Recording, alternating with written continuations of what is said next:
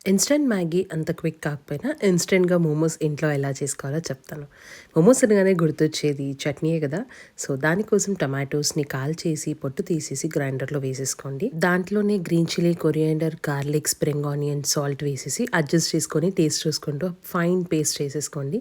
మీ momos chutney ready. Mayonnaise చేసే అంత talent లేదు కానీ బయట నుంచి తెచ్చేసుకోండి. సెకండ్ వచ్చేసి స్టఫింగ్‌కి పెద్ద హడావిడి ఏం లేదు. ఎంత సింపుల్‌గా ఉంటే అంత బావుంటుంది. మసాలాస్ ఎప్పుడు ఓవర్ పవర్ అవ్వద్దు. నేనిక్కడ cabbage, carrot, onion, spring onion and green chillies తీసేసుకున్నాను. దాంట్లో లైట్‌గా పెప్పర్ అండ్ సాల్ట్ కూడా యాడ్ చేశాను. That's it. ఇంకా ఏం అడిషనల్ మసాలాస్ యాడ్ చేయకండి. దానికి మనకు బ్యాటర్ కావాలి కదా! బ్యాటర్ కోసం 1 అవర్ ముందే నేను ఈ మైదాని రోటీ పిండిలా తడిపేసి పెట్టేసుకున్నాను. 1 అవర్ తర్వాత అలా అవ్వాలనమాట.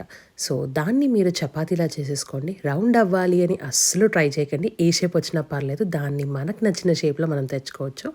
ఎలా అంటే ఈ వీడియోలో చూయించినట్టు ఒక చిన్న బౌల్ తీసుకొని దాన్ని రౌండ్స్‌లో కట్ చేసేసుకోండి. మీ మోమోస్‌కి కావాల్సిన బట్టలు రెడీ అయిపోయాయనమాట.